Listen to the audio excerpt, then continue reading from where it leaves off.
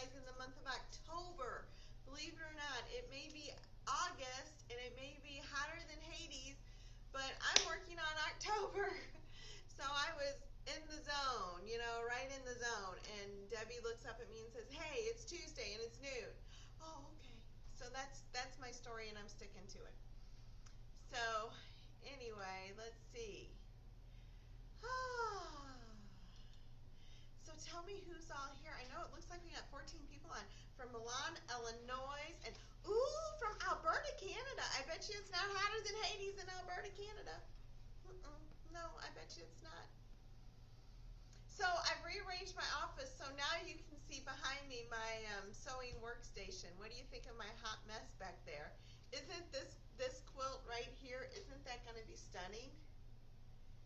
That is going to be stunning, stunning, stunning, stunning. So that is a shop sample. So I get fabric in on some things. If I order a sample of it, I get it in a couple of months before the whole line ships. And this is new fabrics from In the Beginning behind me. Jason Yenter, that way. Jason Yenter In the Beginning. And we're going to be offering that gorgeous beauty as a kit, and it's going to be 90 by 110 inches. Can you say mercy? That's big. Anyway, it's really, really stunning. It's a stunning quilt. So hello from South Carolina, and right here in DeSoto, Missouri, and Jones right here in DeSoto. All right, so we're going to talk today about organization and pattern organization and organizing our projects and organizing my space. See how organized my space is? Yeah, not. But anyway, just a second, I need to grab a notebook. Okay, so we're going to talk about all kinds of fun little tips and tricks on organization. All right, so I want to be sure everybody's here. Last week we talked about how to read a pattern and what patterns say. So this week it's about organization, and then next week we're going to do cutting. So that'll be fun. All right, so let's start with what do I do with my patterns. So when I get patterns in, whenever I'm doing a sample of a pattern, several things happen with it. If it's a pattern like this behind me, which is probably going to be the only one of this one I will make, I don't know. I can't imagine me making more of this one, but you never know. I do have a file cabinet that I do save my patterns in if it's something I'm really attached to. So, especially if it's a pattern that I'm really going to want to make in the future. I actually have a 5-drawer file cabinet that I keep, I just file them alphabetically and I keep them in a 5-drawer cabinet. Oh, I'm sorry you guys that you can't hear well. I swear I have the speaker plugged up. Maybe, well, I don't, sometimes I have issues with that in here. Try to turn me up on your end and I'll talk louder. How does that sound? I went to music school. I know all about vocal projection. So anyway,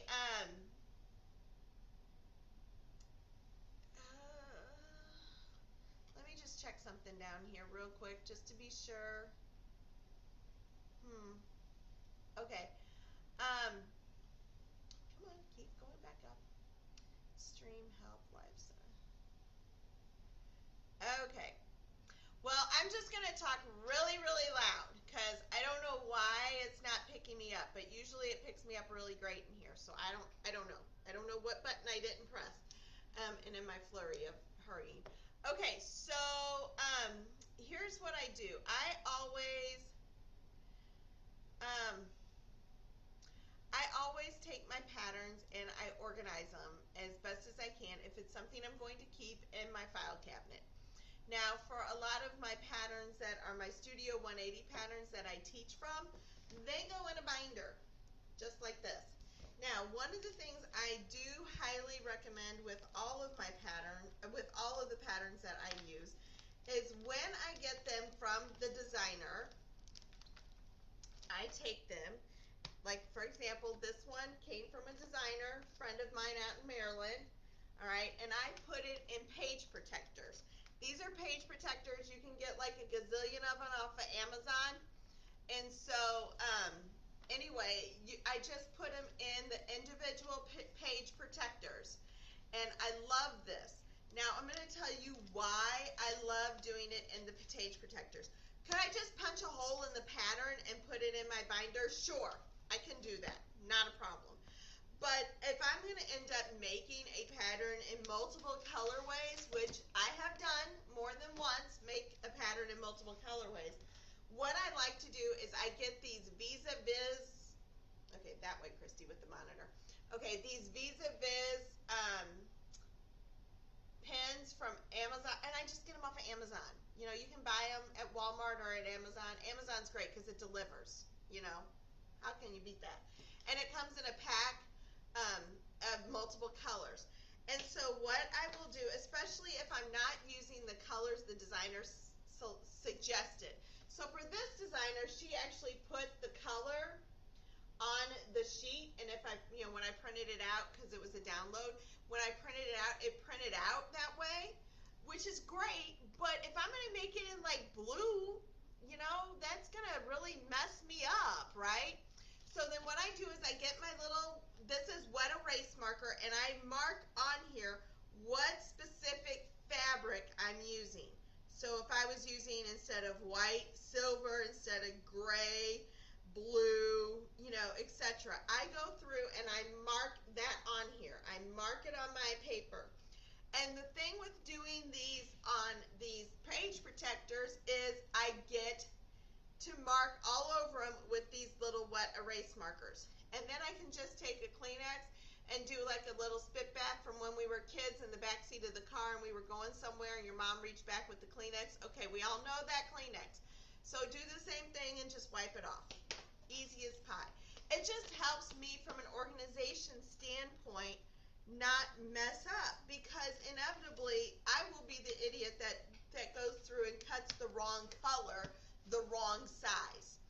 And I'm really careful not to do that. But you know, when we get working and, you know, in our sewing rooms or something happens, or, you know, in my case, how it usually works is Leroy's got to go tinkle. And then there you go. My whole concentration is messed up. Now, using a Sharpie, and be sure you don't use these instead of your Sharpie. I mean, I've gotten them mixed up, and yeah, there's ways Sharpie comes off, but it's not easy. That's why they're called permanent markers. I go and get at the Walmart or the Dollar Tree or the Dollar General the cheapest paper plates going. These are the paper plates that always went in the wicker. Remember, you'd have the family reunion and they had those wicker trays, and you'd put the paper plate inside that wicker tray. This is circa 1978 when everything was wicker. All right, and you put those paper plates in there and you could carry it around and your paper plate wouldn't fold out. All right, and your mashed potatoes go everywhere. Same paper plates that went in that wicker basket right here, okay? And then what I do is, for example, I'm teaching this class on Saturday. Saturday I'm teaching this one. And so, oh, Annette, you're so cute. And so I will go through and tell all of my students to either do a Ziploc bag if they're coming to class and they don't have bags big enough to hold a paper plate. But in class, I will give them paper plates, and I will say on here, okay, Unit A, we're going to have 52 of these units, and we need 26 4.5-inch squares of the orange, and then 26 squares, 4.5 of background. And so what I have done is I've written all those notes on here.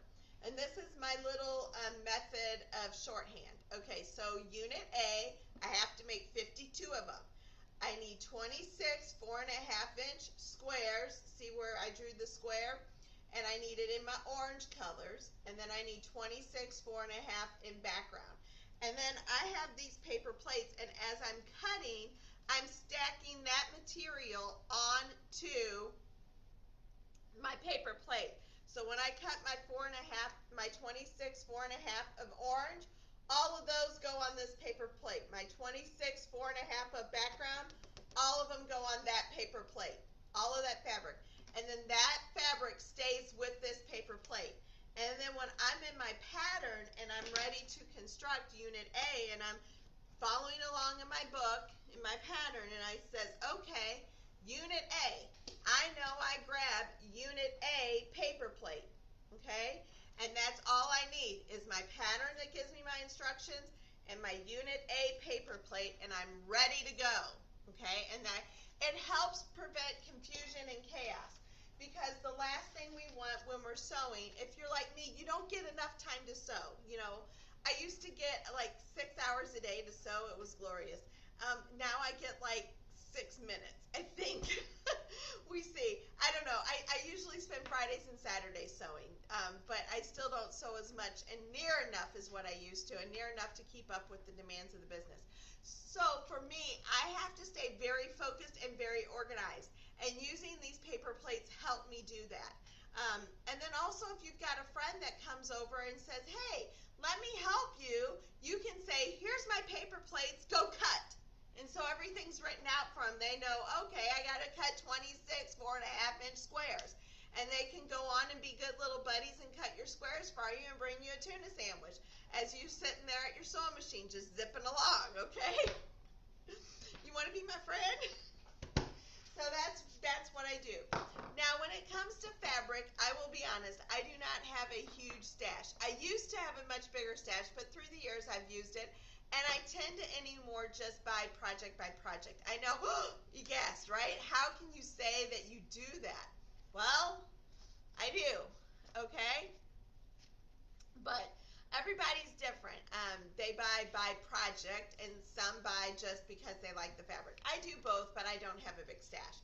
But when I used to have a big stash, I went to Amazon. Again, my favorite A word, Amazon. These are comic book cardboards, okay? They're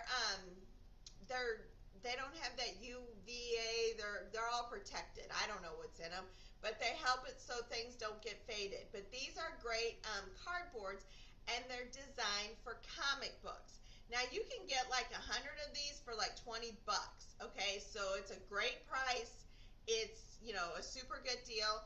And then what you can do on your comic book board is, again, you can write on the not on the glossy side, but on the non-glossy side, the matte side, you can write on there what fabric it is. Okay, so this is Moda, and it's 48626, color 129. And so that way you have the number of the fabric.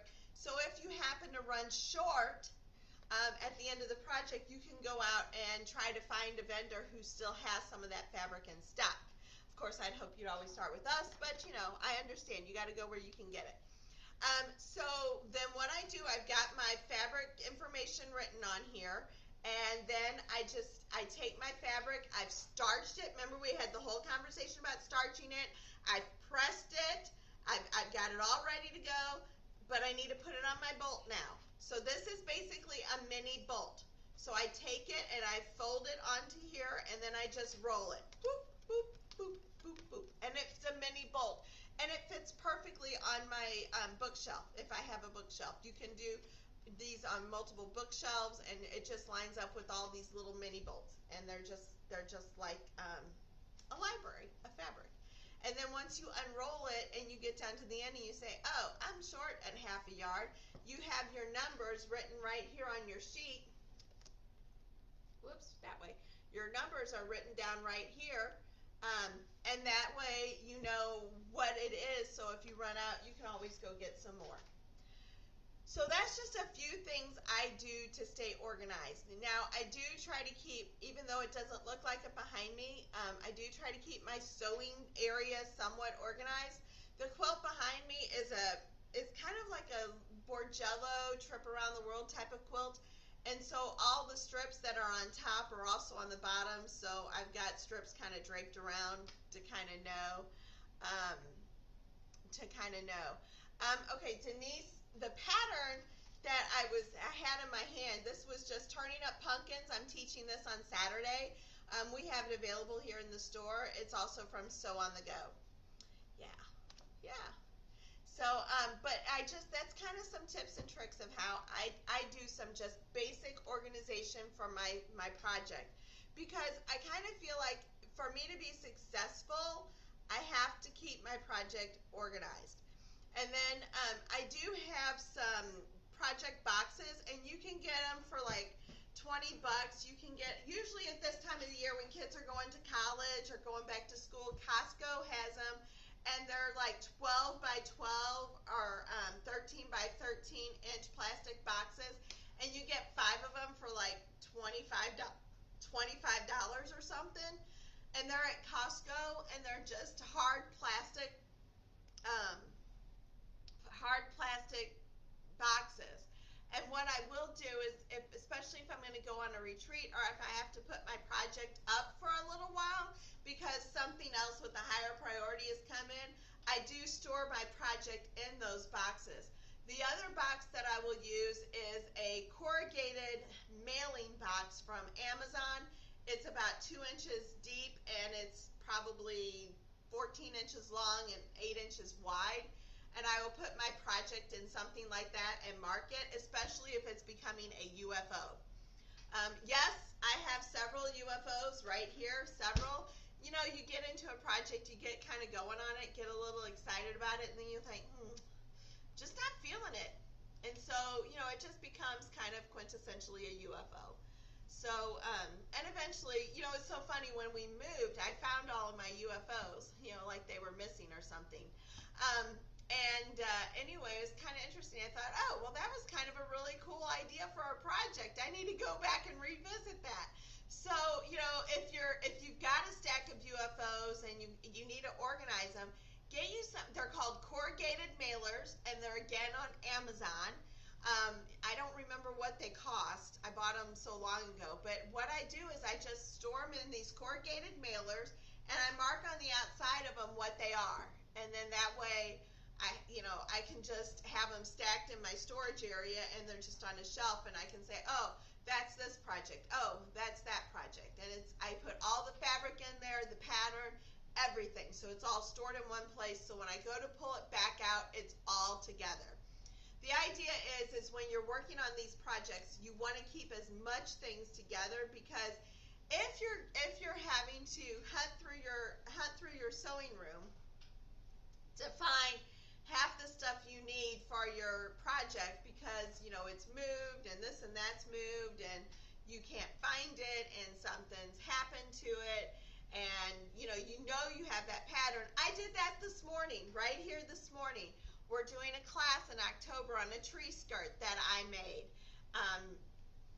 years ago, okay? And I'm like, okay, I have the ruler. I know I have the ruler. I found the ruler right away.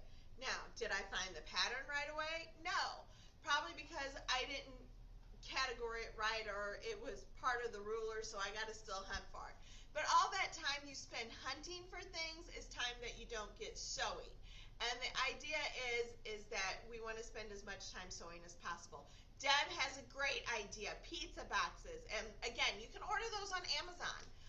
Or if you're in your area that's got a restaurant supply store, you can just go to a restaurant supply store and pick up a bunch of pizza boxes. So, all right, so that's my tips on organization. To me, I'm a very organized sewer. So if you've got time to take some time and organize your space, I think it's a very good value add to organize your sewing space, because when we do that, we feel good about our sewing room, and we feel like, oh, I can really get in there now and sew. I just recently did that. My office for the shop and my sewing room are one and the same, and I just needed it to move around because the layout just wasn't right. You know, when we moved in, it was such a rush, and now that we've been here for a while, I can finally settle in and say, okay, this is really the way I want it.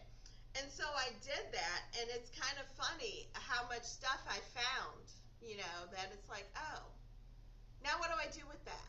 So anyway, it's good to kind of take some time to do that. And now that, you know, the grandkids and the kids are going to be going back to school, it's a good time to kind of think about doing that. So anyway, those are my little tips on being organized. I hope you found this of value. So next Tuesday we're going to talk about cutting, and then I've gotten a lot of feedback on our mobster group that meets at night at 9 o'clock at night, and we're going to be doing some lunch and learns starting in September on the One Block Wonder. So you're going to definitely want to stay tuned for those. So if you have any other suggestions, feel free to drop us a line. All right, you guys, have a great day. Take care.